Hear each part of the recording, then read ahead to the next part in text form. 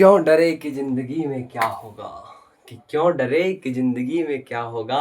कुछ ना मिला तो तजुर्बा नया होगा। तो स्वागत है आप सभी का हमारे प्यारे से YouTube चैनल पे अटैक बोर्ड पे। ठीक है, और अगर आप क्लास 9th के बच्चे हैं तो आपके लिए ये वीडियो बहुत इंपॉर्टेंट होने वाला है। और आज हम लोग एक बेहतरीन टॉपिक जो हम लोग एक लेक्चर इसका कर चुके हैं, कोशिका, वही इनका दूसरा लेक्चर देखने वाले हैं। और पहला वीडियो आपको कैसा लगा ये कमेंट में आप बता दीजिए। तो आइए स्टार्ट करते हैं। तो मेरा नाम है अभिनव भैया, जैसा कि आप लोग समझ रहे हैं। ठीक है, देख लीजिए आज हमारे पास इस तरह से समझाऊंगा इसको कि आप कभी नहीं भूलिएगा। ठीक है, और जितना दिन मैं पढ़ाते जा रहा हूँ आप उसको नोट डाउन करते जाइए। आप 10th में आइए, उसके बाद आपको दिखाते हैं कि कैसा होता है पढ़ाई। ठीक है, 10th में आपको लिखने का टाइम नहीं दिया जाएगा, उसका PDF मिल जाएगा, लेकिन 9th में मैं आपको लिखा रहा हूँ मेन मेन टॉपिक। ठीक है, तो आप लोग इस तरह से पढ़िए। 9th में आपको क्या करना है, मेरा बात मानिए। 9th में आपको सिर्फ ऊपर ऊपर पढ़ना है, समझने के दृष्टिकोण से, ना कि एग्जाम में टॉप करने के लिए। 9th में थिंकिंग डेवलप कीजिए। 10th में आपको टॉपर बना के रहेंगे हम, टेंशन मत लीजिए। 9th में सिर्फ आप थिंकिंग पे काम कीजिए कि ये टॉपिक क्या है, ये समझना है। ठीक है, तो जैसा कि हम लोग पढ़ चुके हैं 9th अभी पहला लेक्चर में कि कोशिका क्या होता है, कोशिका के कुछ अंग के बारे में, कोशिका के बारे में और डिटेलिंग जान चुके हैं। और देखिए आज हम लोग पढ़ने वाले कोशिका का और एक पार्ट राइबोसोम, राजधानी, उसके बाद केंद्रक आगे भी है अभी इस वीडियो में। और इससे पहले एक बात बताते हैं कि इससे पहले मैंने 24 मिनट का वीडियो डाला, वही कोशिका का फर्स्ट पार्ट, उसको मुझे डालने में लगभग 10 GB लगा। और उसको डालने में ना मुझे कितना टाइम लगा, 3 घंटा में खड़ा रहा डालने के लिए, नेट छत पे जाके 3 घंटा तक खड़ा रहा एक वीडियो डालने के लिए। तो मेहनत तो करना पड़ता है। तो क्या, वही बात है कि क्यों डरे, जिंदगी में क्या होगा, कुछ ना मिला तो तजुर्बा नया होगा। ठीक है, तो लाइक कीजिए आप लोग। और चलिए आज हम लोग पढ़ते हैं। कोशिका का एक नया पार्ट है कि देखिए जैसे कोशिका होता है, कोशिका इस तरह से स्ट्रक्चर, ये पूरा कोशिका है। ठीक है, इसके अंदर ये क्या, कोशिका का अंग जिसे हम लोग कोशिकांग कहते हैं।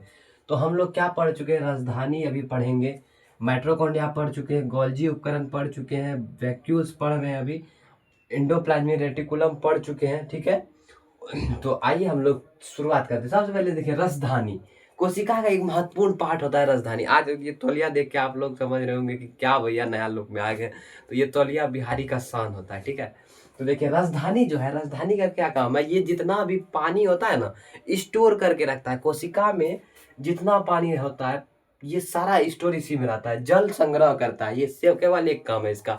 अब बोलिएगा भैया, आप लोग सुनते होंगे कि मानव शरीर में 65% पानी है। तो आप बोलिएगा भैया हमारा पेट है इतना का, और 65% पानी, यानी किसी व्यक्ति का अगर वजन 100 kg है तो उसके शरीर में 65 किलो केवल पानी है। तो कहाँ है भैया, यही कोशिका सब में है। जो कोशिका है ना यहाँ पे, इसी के अंदर में है वही 65% पानी। ठीक है, तो राजधानी जाके रखता है पानी को सिक्योर।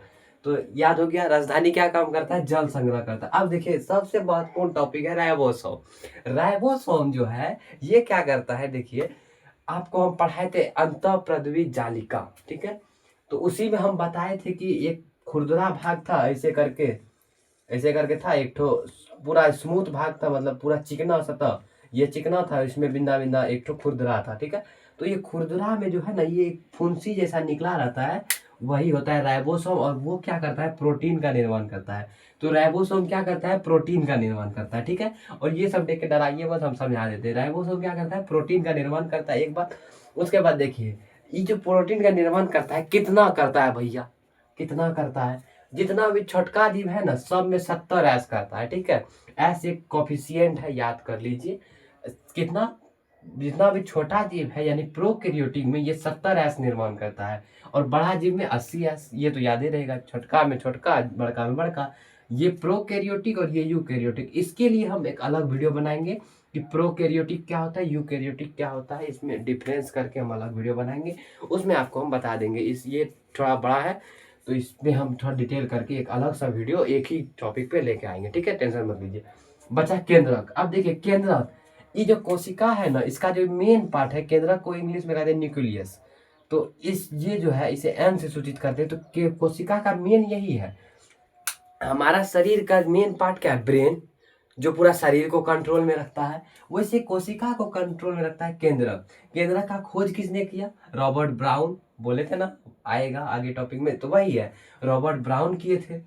और केंद्रक को क्या कहते हैं, क्या कहते हैं, पूरा कोशिका का ब्रेन, यानी ब्रेन ऑफ सेल, यानी कोशिका का मस्तिष्क जो है ना, इसे कहते हैं केंद्रक को। केंद्रक क्या करता है, सबको कंट्रोल करता है। अरे ये बोलेगा माइटोकॉन्ड्रिया जितना पार्ट है ना, माइटोकॉन्ड्रिया अगर काम नहीं करेगा, ऊर्जा नहीं बनाएगा, बोलेगा हम नहीं बनाएंगे, तो बोलेगा बनाएगा कि नहीं, अभी लाइसोसोम को बोले, ये सब को कंट्रोल करता है। माइटोकॉन्ड्रिया बढ़िया से काम करो तुम, गोल्जी उपकरण जल्दी जल्दी करो, तुम कम करो, थोड़ा इधर आ जाओ, थोड़ा उधर आ जाओ, ये क्या करता है, कंट्रोल करता है। ये मेन हुआ, ठीक है। तो उसके बाद देखिए, इस केंद्रक में दो चीज पाया जाता है, एक क्रोमोसोम, एक डीएनए। क्रोमोसोम क्या है, ये गुणसूत्र है। इसका आगे आएगा चर्चा, गुणसूत्र कितना, हमारे शरीर में 23 जोड़ा गुणसूत्र होता है, ठीक है, तो उसमें हम बाद में डिस्कस करेंगे।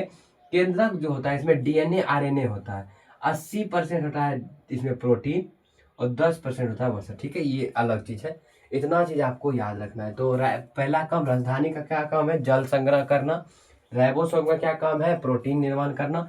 कितना छोटका जीव में 70 है, बड़का जीव में 80 है।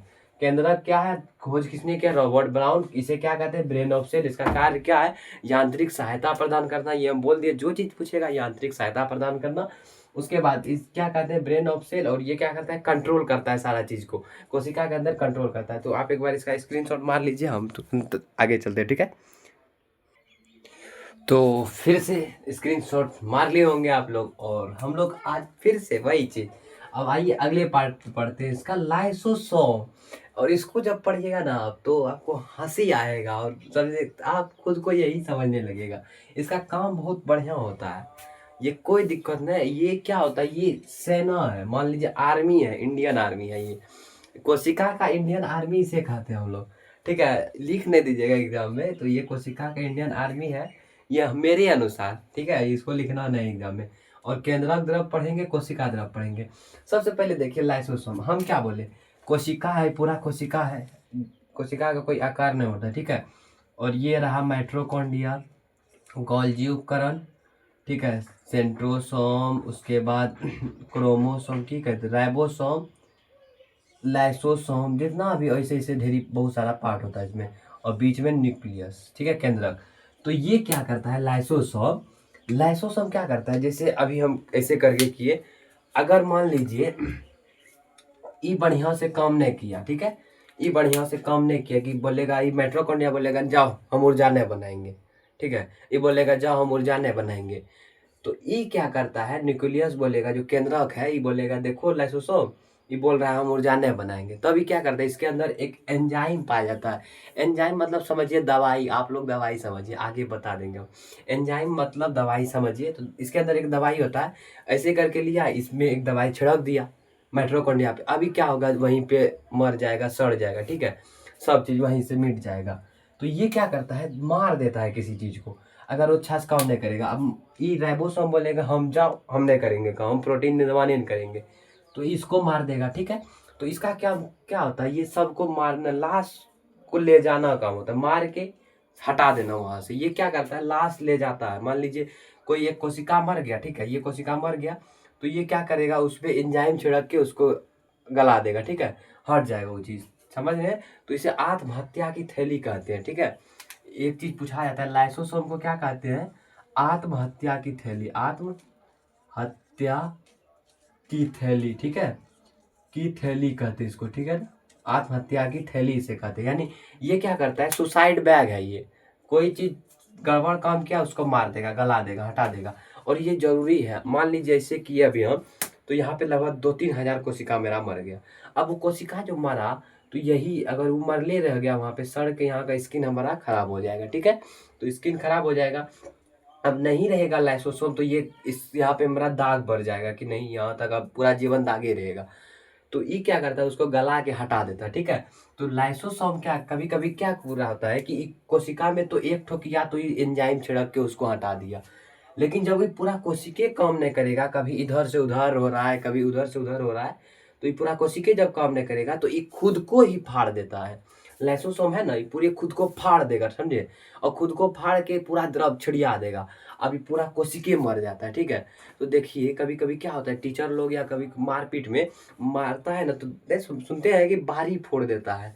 तो यहाँ अगर मान लीजिए यहाँ मारा, पूरा करिया कर दिया, तो उसमें क्या होगा, वो वहां से यहाँ तक का पूरा कोशिका मर गया है, लाइसोसोम खुद मर गया है।